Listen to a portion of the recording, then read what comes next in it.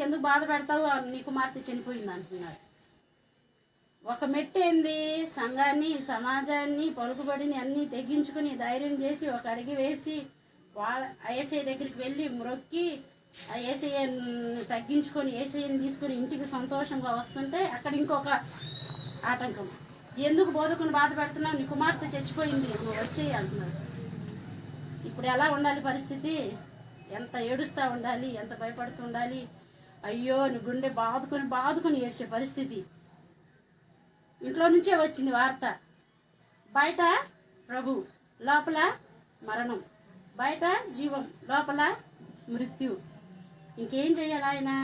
వాళ్ళు అంటున్నారు, ఎందుకు ఆయన్ని బాధ పెడతావు, రా నీ బిడ్డ చనిపోయింది, ఇంకా నీ పరిస్థితి అయిపోయింది అని ఇంట్లోకి వెళ్ళే చూశాడు. ఏడుస్తున్నారు, భార్య ఏడుస్తుంది, అమ్మ ఏడుస్తుంది.